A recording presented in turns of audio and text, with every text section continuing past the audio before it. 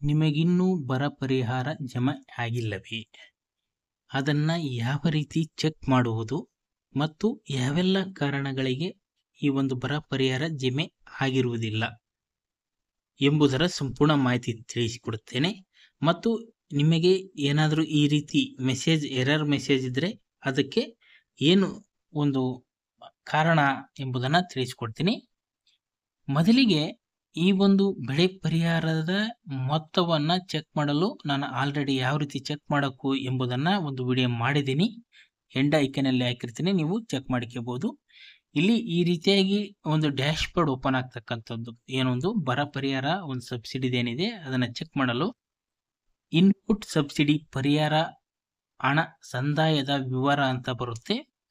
ಆ ರೀತಿ ಬಂದ ನಂತರ ವರ್ಷವನ್ನ ಆಯ್ಕೆ ಮಾಡ್ಕೋಬೇಕಾಗುತ್ತೆ. ಅಂದರೆ ಇಯರ್ 2023-24 ಆಯ್ಕೆ ಮಾಡಿಕೊಂಡು ನಂತರ ಋತು ಆಯ್ಕೆ ಮಾಡಿ ಅಂತಿದೆ. ಮುಂಗಾರು ತಗೊಳ್ರಿ. ನಂತರ ವಿಪತ್ತಿನ ವಿಧ ಅಂತ ಇದೆ. ಇಲ್ಲಿ ಎರಡು ಇರ್ತಕ್ಕಂಥದ್ದು, ಒಂದು ಬರಹ ಮತ್ತು ಒಂದು ಅಂದ್ರೆ ಈಗ ಇಲ್ಲಿ ನಮ್ಮ ಬರ ಪರಿಹಾರ ಆಗಿರೋದ್ರಿಂದ ಬರ ಅಂತ ತಗೊಳ್ರಿ. ನಂತರ ಜಿಲ್ಲೆ, ನಿಮ್ಮ ಒಂದು ಜಿಲ್ಲೆ ಏನಿರುತ್ತೆ ಆ ಒಂದು ಜಿಲ್ಲೆಯನ್ನ ಆಯ್ಕೆ ಮಾಡಿಕೊಳ್ಳಿ.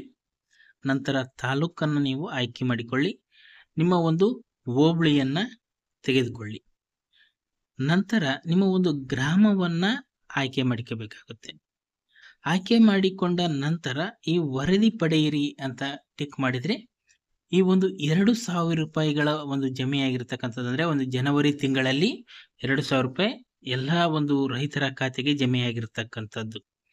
ನಿಮಗೆ ಆಲ್ರೆಡಿ ಬಹಳಷ್ಟು ಜನರಿಗೆ ಬಂದಿರತಕ್ಕಂಥದ್ದು. ಕೆಲವಷ್ಟು ಜನರಿಗೆ ಒಂದು ಅನೇಕ ರೀತಿಯ ಕಾರಣಗಳಿಂದ ಆ ಒಂದು ಪರಿಹಾರ ಮೊತ್ತ ಜಮೆಯಾಗಿಲ್ಲ.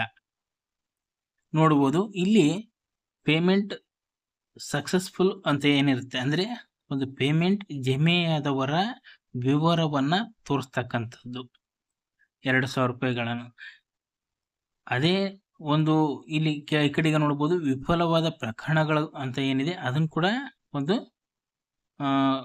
ಆಪ್ಷನ್ಸ್ ಕೊಟ್ಟಿರ್ತಕ್ಕಂಥದ್ದು. ಇಲ್ಲೇ ನೀವು ವಿಫಲವಾದ ಒಂದು ಪ್ರಕರಣವನ್ನ ನೀವು ತಿಳಿದುಕೊಳ್ಬಹುದು. ಇಲ್ಲಿ ಪ್ರವಾಹ ಅಂತ ಇದೆ, ಅಂದ್ರೆ ಯಾವ್ದಾರ ಇಲ್ಲಿ ನಮ್ಮ ಸೈಡ್ ಏನಿದೆ ಕರ್ನಾಟಕದ ಸೈಡು ಬರ ಪರಿಹಾರ ಇರ್ತಕ್ಕಂಥದ್ದು. ಪ್ರವಾಹ ಆಗಿರ್ತಕ್ಕಂಥ ಪ್ರದೇಶಗಳು ಕೂಡ ಇಲ್ಲಿ ನೀವು ಚೆಕ್ ಮಾಡ್ಕೊಳಕ ಆಪ್ಷನ್ಸ್ ಇರ್ತಕ್ಕಂಥದ್ದು. ಮತ್ತೆ ಯಾವೆಲ್ಲ ಒಂದು ಕಾರಣಗಳಿಂದ ಈ ಒಂದು ರೈತರ ಖಾತೆಗೆ ಈ ಒಂದು ಪರಿಹಾರ ಜಮಾ ಆಗಿರುವುದಿಲ್ಲ ಎಂಬುದನ್ನ ನಾವು ನೋಡಿಕೊಳ್ಬೇಕಾಗತ್ತೆ.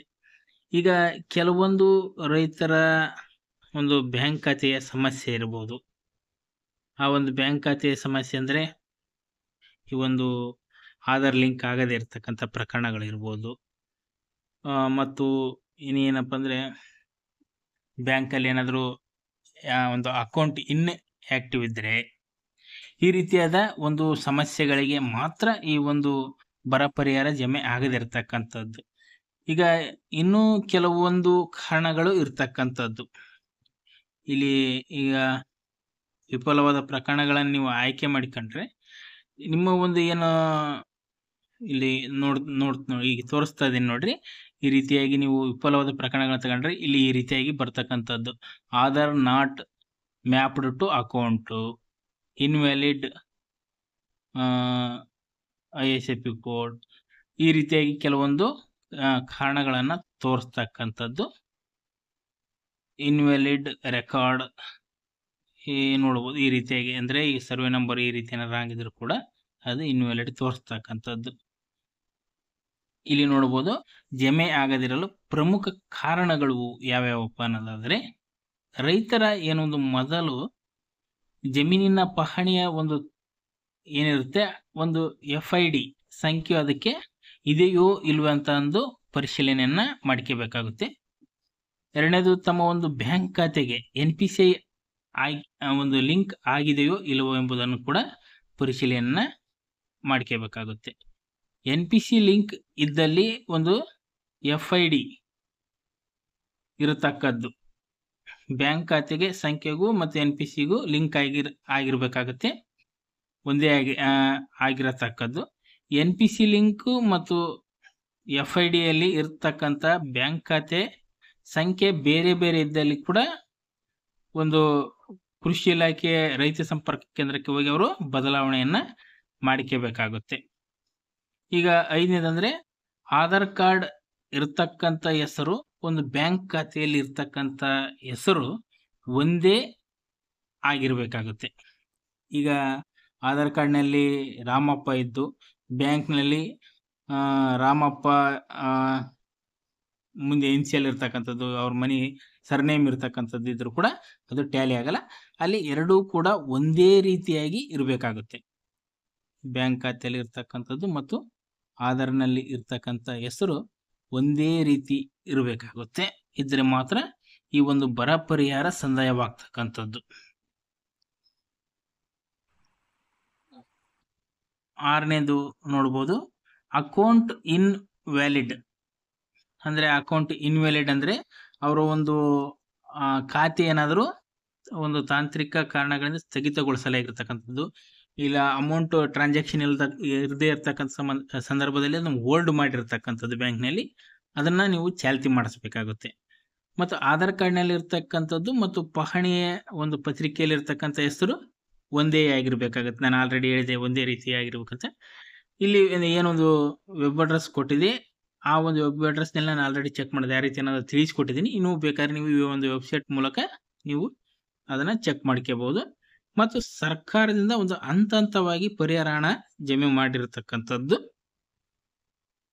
ಇನ್ನು ಏನು ಈ ರೀತಿ ಇರತಕ್ಕಂಥ ಸಮಸ್ಯೆಗಳೇನಿದೆ ಇವರು ಪರಿಹಾರ ಮಾಡಿಕೊಂಡ ಸಂದರ್ಭದಲ್ಲಿ ಮತ್ತೆ ಒಂದು ಮುಂದಿನ ಕಂತುಗಳ ರೂಪದಲ್ಲಿ ಆ ಒಂದು ರೈತರಿಗೂ ಕೂಡ ಈ ಒಂದು ಪರಿಹಾರ ಏನು ಬರ ಪರಿಹಾರ ಇದೆ ಈ ಒಂದು ಮೊತ್ತವನ್ನ ಜಮೆ ಮಾಡ್ತಕ್ಕಂಥದ್ದು. ಈಗ ಕೆಲವೊಂದು ಎರರ್ ನಾನು ಆಲ್ರೆಡಿ ಏನು ತಿಳಿಸ್ಕೊಟ್ಟೆ, ಈಗ ಇನ್ವ್ಯಾಲಿಡ್ ಈ ರೀತಿ ಏನು ತಿಳಿಸ್ಕೊಟ್ಟೆ ಅದು ಒಂದು ಅದರ ಅರ್ಥ ಏನು ಅನ್ನೋದನ್ನ ಕೂಡ ನಾನು ತಿಳಿಸ್ಕೊಡ್ತೀನಿ ಇದೇ ವಿಡಿಯೋದಲ್ಲಿ. ನೋಡ್ಬೋದು ಈ ರೀತಿಯಾಗಿ ಬರ್ತಕ್ಕಂಥದ್ದು ಅಕೌಂಟ್ ಬ್ಲಾಕ್ಡ್ ಅಂತ ಬರ್ತಕ್ಕಂಥದ್ದು, ಆಧಾರ್ ನೇಮ್ ಮಿಸ್ ಮ್ಯಾಚ್ ಇರ್ತಕ್ಕಂಥದ್ದು, Aadhaar not seeded with bank ಇರ್ಬೋದು, ಆಧಾರ್ ನಾಟ್ ಮ್ಯಾಪ್ಡ್ ಅಕೌಂಟ್ ಇರ್ಬೋದು, account closed, failed payment, invalid ISIP code, mapping seeding issue ಈ ರೀತಿಯಾಗಿ ಬರ್ತಕ್ಕಂಥದ್ದು. ಇಲ್ಲಿ ನೋಡ್ಬೋದು ಅಕೌಂಟ್ ಫ್ರೀಸ್ಡ್ ಅಂದ್ರೆ ಅಕೌಂಟ್ ಒಂದು ಸದರಿ ಫಲಾನುಭವಿ ಖಾತೆಗೆ ಹೋಗಿ ಅಕೌಂಟ್ ರೀಓಪನ್ ಅನ್ನ ಮಾಡಬೇಕಾಗುತ್ತೆ. 2ನೇದು ಆಧಾರ್ ನಾಟ್ ಸೀಡೆಡ್ ಅಂದ್ರೆ ಬ್ಯಾಂಕ್ ಖಾತೆಗೆ ಹೋಗಿ ಒಂದು NPCI ಮ್ಯಾಪಿಂಗ್ ಮಾಡಿಸ್ಬೇಕಾಗುತ್ತೆ. ಇಲ್ಲಿ Aadhaar not mapped to account ಅಂತ ಇರ್ತಕ್ಕಂಥ ಅಕೌಂಟಿಗೆ NPCI ಲಿಂಕ್ ಅನ್ನ ಮಾಡಿಸ್ಬೇಕಾಗುತ್ತೆ. ಅಕೌಂಟ್ ಕ್ಲೋಸ್ ಅಂದ್ರೆ ಒಂದು ಸದರಿ ಫಲಾನುಭವಿಗಳ ಅಕೌಂಟ್ ರದ್ದಾಗಿರ್ತಕ್ಕಂಥದ್ದು, ಅದನ್ನ ರೀ ಅಕೌಂಟ್ ಓಪನ್ ಮಾಡಿಸ್ಬೋದು, ಇಲ್ಲ ಅಥವಾ ಬೇರೆ ಒಂದು ಖಾತೆಯನ್ನ ಮಾಡಿಸ್ಬೇಕಾಗತ್ತೆ. ಈ ಫೇಲ್ಡ್ ಪೇಮೆಂಟ್ ಅಂದ್ರೆ ಸದರಿ ಫಲ ಒಂದು ಬ್ಯಾಂಕ್ ಖಾತೆಗೆ ಹೋಗಿ NPCI ಲಿಂಕ್ ಅನ್ನ ಮಾಡಿಸ್ಬೇಕಾಗುತ್ತೆ. ಇನ್ವ್ಯಾಲಿಡ್ ISIP ಕೋಡ್ ಅಂದ್ರೆ ಒಂದು ವೆಬ್ಸೈಟ್ ಮಾಡಿಸಿ ಒಂದು NPC ಲಿಂಕ್ ಮಾಡಿಸಿ ಮಾಡಿಸ್ಬೋದು. ಅದು ಕೂಡ NPC ಸೀಡಿಂಗ್ ಅಂದ್ರೆ ಅದೇ ಸದರಿ ಹೋಗಿ ಬ್ಯಾಂಕಿಗೆ ಹೋಗಿ NPC ಲಿಂಕ್ ಅಂದ್ರೆ ಅವರು ಮಾಡಿಕೊಡ್ತಕ್ಕಂಥದ್ದು.